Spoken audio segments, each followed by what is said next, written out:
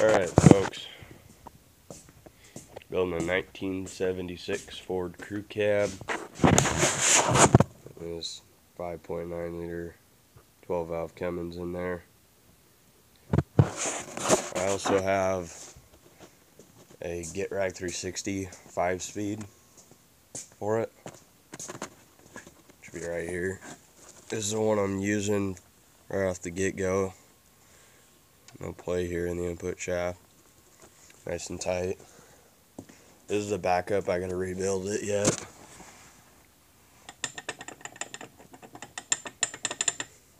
She's pretty loose there and pretty tight there, so that's the 205 transfer case 29 spline, and they're a real pain to find.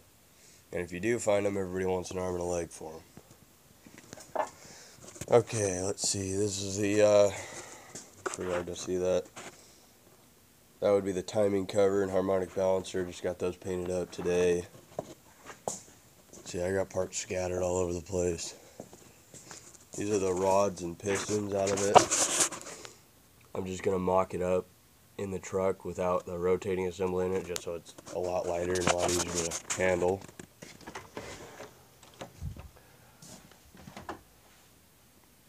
There we go.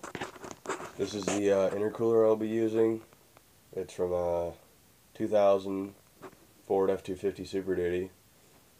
I use this because they are rated at 65 pounds of pressure, of boost pressure, but I won't be running, I'll probably be running 40 max. But nice to know that you have that little bit of peace of mind in the back of your head. This is my P7100 injection pump off from a industrial 12 valve that came out of an F650. Over here is a crankshaft for the 12 valve.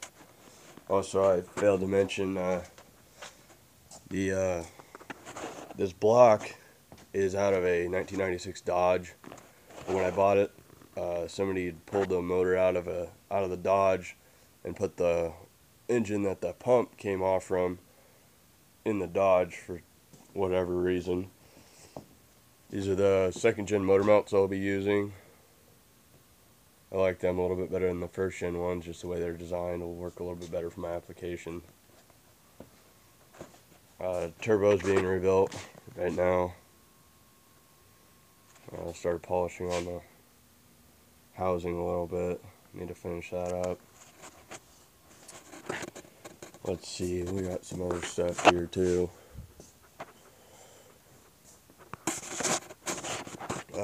This is the manifold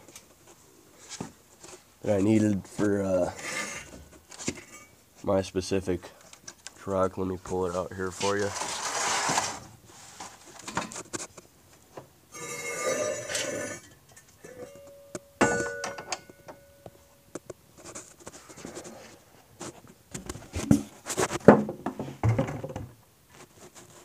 Take a look at that. That's actually off from another industrial 12 valve. I had to buy that separately. Mine came with the factory Dodge one, because on my 76 Ford, it has AC, and it's got a pretty big AC box. I think the Chevrolets are the same or similar anyway, but so that's that. Yeah, that's pretty much it. So I'm gonna give you a long, boring spiel on my whole build, but if you just stick with me to the end, it'll pretty much, hopefully it'll be your deciding factor on whether or not you want to do it to your truck or not. So we'll start with the truck. I got the truck for free from my dad. I got that when I was 14. I'm 17, almost 18 now. I came up with every part on my own. I've wheeled and dealed whatever I could to get what I needed. I mean, the two-wheel drive Get Rag I showed you, I traded for parts that I traded a while back for some seats, and it goes on and on and on. The engine I paid $1,400 for. It didn't have any front accessories on it. Supposedly it ran. When I pulled it all apart, it was perfect inside. Nothing was damaged. It looked like it had been leaking from the head gasket for a while, which is typical on people that don't know how to drive them and just rot them everywhere. The four-wheel drive get rag, I paid $500 for that from a buddy of mine, and then a few months later I went and bought the matching 205 and adapter from him for another $350. So I'm in the training transfer case, $750. And let's see.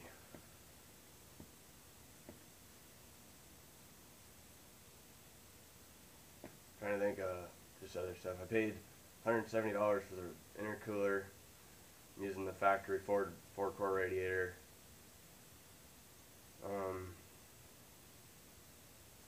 Shoot. There's endless things, odds and ends that I probably will forget, but my truck is originally a 390 auto setup. Now I'm putting his manual in there, so I had to buy pedals. Pedals were $35 from a wrecking yard out here where I live. I ended up buying a steering column from another buddy, or I traded him something, I don't remember what it was. Let me look and see over here real quick. Oh yeah, I used to be into FE gas engine, Ford, for you FE guys, you know what that is. I traded that 390 FE for all the front accessories, paid $160 for that. So by the time I add everything up, including, and I resealed the motor, re-bearing,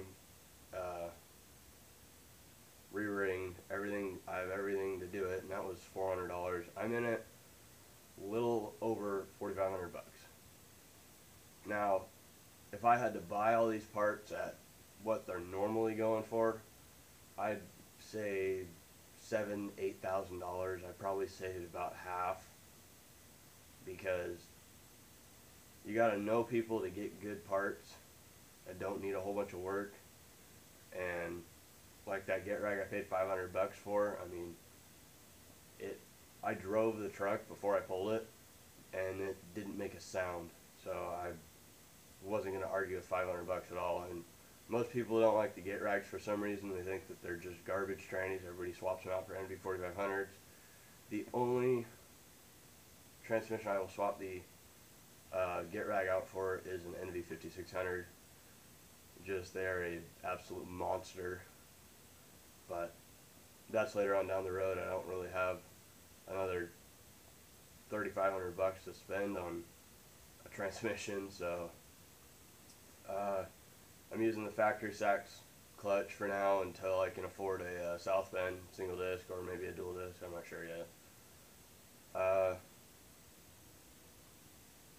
Yeah, and it's kind of a hack project. Not really. I mean, I'm trying to do everything right, but if you really want to compare numbers, the motor's a 96 second gen P pump, obviously, and the motors, or the transmission's out of a first gen, and it's all over the place. But I mean, if it works, it works.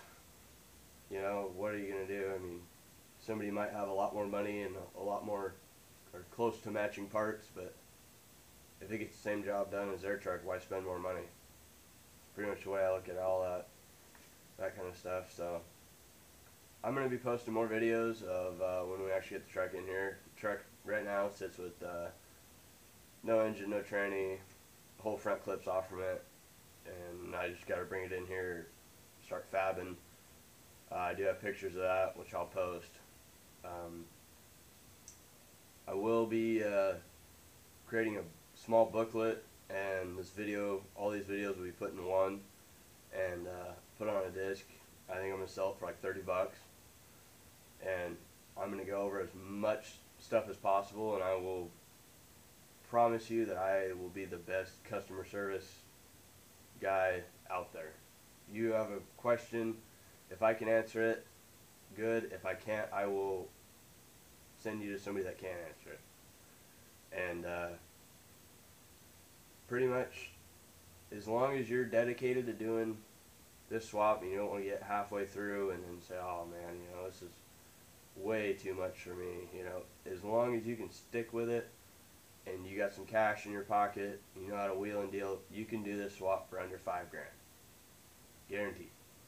Buy used parts. I mean, if you need to, throw a little bit of money at it.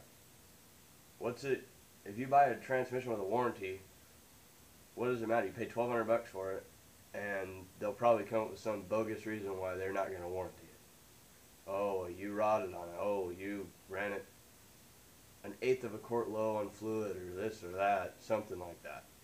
That's just how warranties are. I mean, most of you have bought a car before from a dealership. Warranty's the same way. They give you the taillight warranty. As soon as the taillights leave, warranty's pretty much off. So, anyway, if you have any questions, I'll put a link down below where you can get a hold of me via email. Like I said, I'll keep you posted. It's good to know people, definitely. Some people you really want to get in good with are machinists, people that own wrecking yards, or people that just have a lot of parts laying around. To be honest, if I were to do this again, I wouldn't have bought a motor from here, and I wouldn't have bought a tranny from here. You know, mismatch parts like that. But you know, if I could do it again, I wish I would have found a complete parts truck, so I didn't have to rob parts off from this or take off of that. You know, but it actually worked out the way I wanted to, because I'm not a fan of the NV4500, like I said. You know, and it's one of those things. I'm just kind of, I've seen too many of them blow up. My buddy hauls commercial hay in his I think Tim's truck's like a 2000, or no, 99. Right at the year where they flipped to the some of them came with the 4500 and some of them came with the 5600. Well, between me and Tim driving those trucks, we put 5 trannies in that specific truck, and we switched to one NV5600, and that was 2 years ago, and we're still running it to this day. They're just a bulletproof tranny. The 5600s are. The NV4500s, in my opinion, are just garbage. And even if you do the 5th gear fix, 5th gear is just a joke. So, and I'm sure I'm going to hear about that in the comments. Oh, get rag's a joke, or this or that. Well, you know, teach his own, whatever. But pretty much, as long as, like I said, as long as you're dedicated to doing the project, go for it. You know, if something doesn't go right, you can't just quit. You gotta put the hours in doing the research, or figure it out yourself. And my truck's actually a 2-wheel drive, and I know you guys are wondering, a 2-wheel drive and a transfer case? Well, I ended up finding the 4-wheel drive tranny first, and eventually I want to put a 60 in the front of my truck, so figure it'll work out down the road. But yeah, it's a lot of money, you know, and it may not, $4,200 to a middle-aged guy that doesn't have anything to do during the day, you know, or on the weekends or whatever. Yeah, $4,200. Yeah, that's $4,200. When you're 17 years old and you've paid for every freaking part that's going into this project, that's a lot of damn money.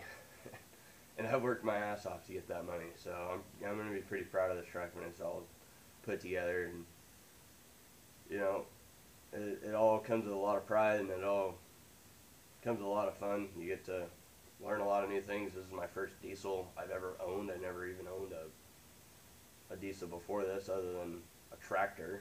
But anyway, but I'll keep you guys posted. So, alright, have a good one.